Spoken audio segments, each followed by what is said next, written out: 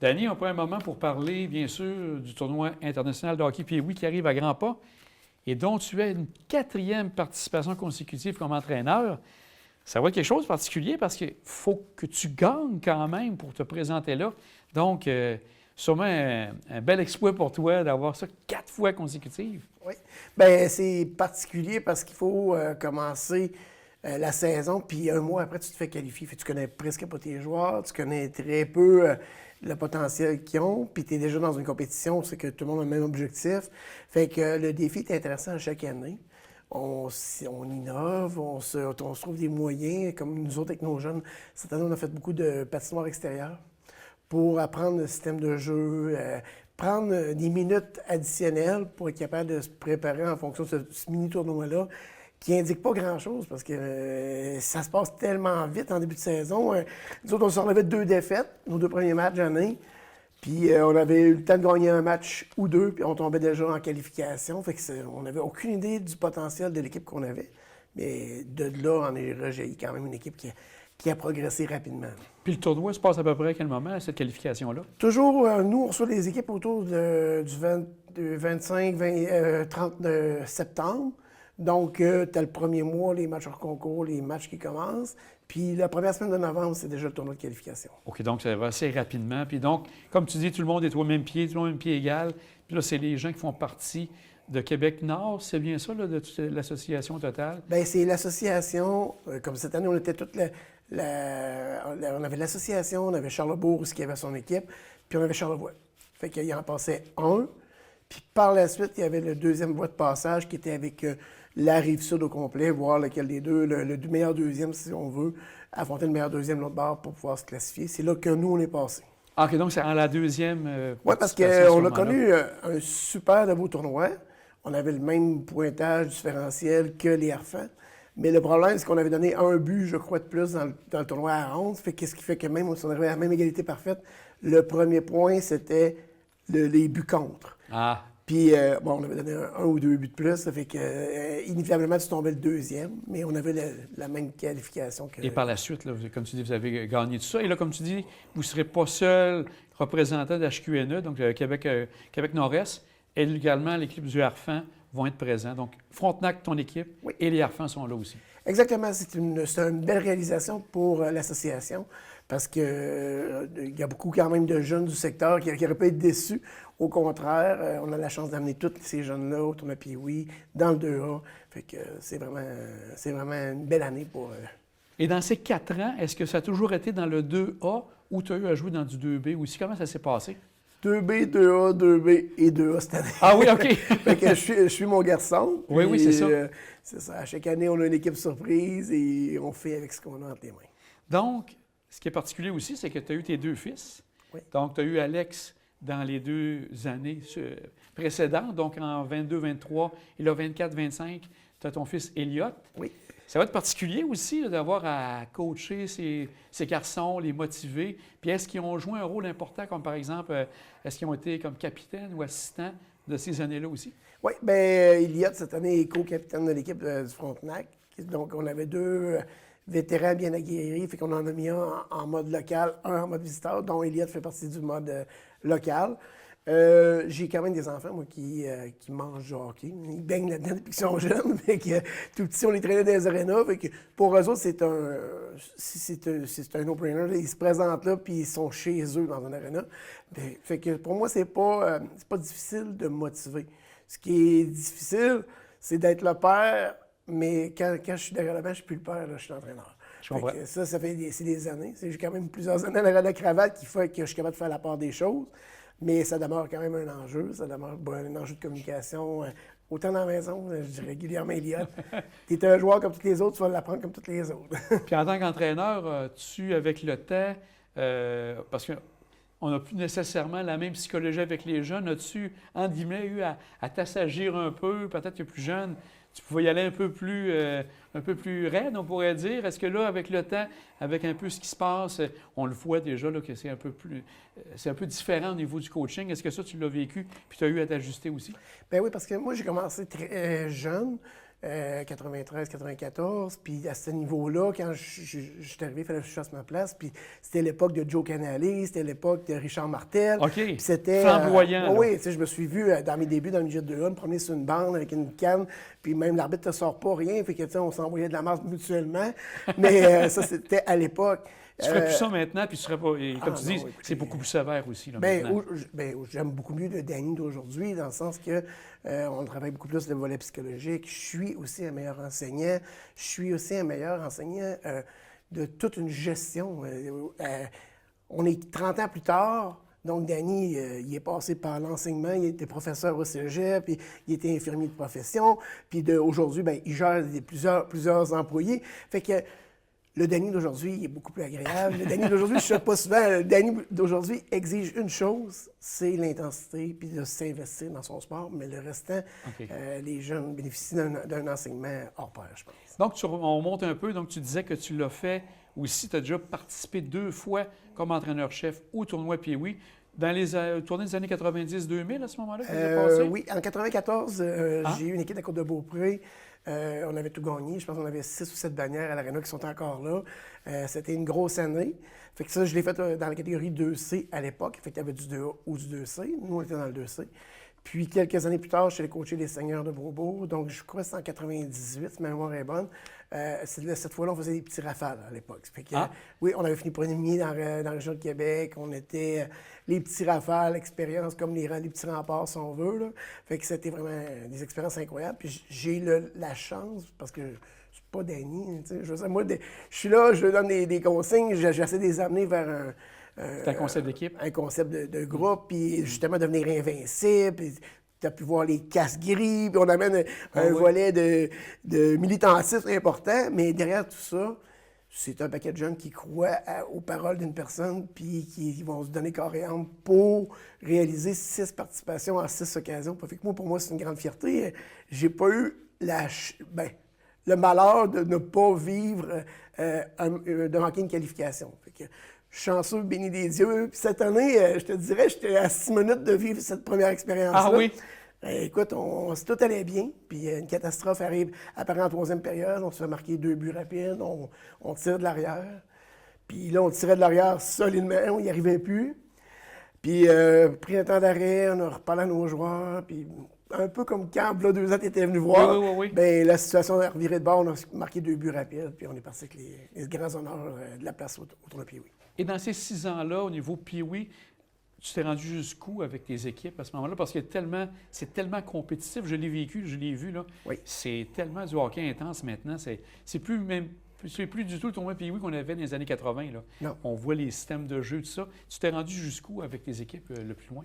Le plus loin, je dirais que c'est là 4 ans, alors qu'on s'était rendu en demi-finale. On jouait du côté de Pavillon. On avait pris une trajectoire haute. C'était le tournoi d'été. C'était la première fois que le tournoi Pee-Wee était en été. Puis, on avait très, très bien performé, puis on avait perdu en prolongation. Fait que c'était le plus loin, mais je veux dire, c'est toujours une expérience. Le tournoi Pee-Wee, c'est une expérience en soi. Même quand j'avais des petits rafales, au Québec, j'étais une équipe de tête, on était aux provinciaux, blablabla. Mais tu sais, ça demeure pareil que quand tu arrives au tournoi Pee-Wee, quand dans ce calibre-là, tu vas jouer contre la Russie. Là, tu joues contre un pays. Fait que c'est quoi que tu veux? Est-ce que tu veux vraiment gagner le tournoi Pee-Wee ou tu veux gagner en expérience? Moi, je vends de l'expérience. Puis c'est vraiment là-dessus que j'ai mon groupe de jeunes cette année. C'est des jeunes incroyables avec beaucoup de détermination. Mais est-ce que je peux te dire que je vais gagner le tournoi Pee-Wee? La réponse est non. Je peux te dire qu'on va performer au meilleur de ce qu'on peut faire. Puis se faire transporter par la vague, ça, j'y crois.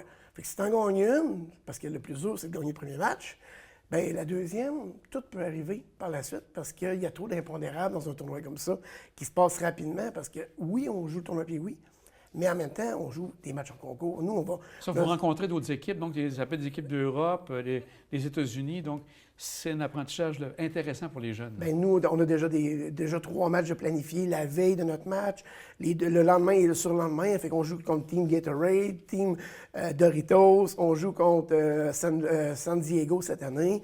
On a déjà eu la chance de jouer contre l'Ukraine, on a déjà eu la chance d'affronter des champions. Fait que tu sais pas qu'est-ce qui va se passer dans cet événement-là, mais au cas où que tu sèmes une graine, puis qu'à l'éclos, pendant le tournoi, tout est possible. Mais on a vu Charlevoix, là, peut-être 5 ans, 4 ans, se rendre en finale en passant par la porte de consolation, puis se rendre jusqu'aux grands honneurs, puis manquer gagner. Là. Fait que tout est possible. Je comprends.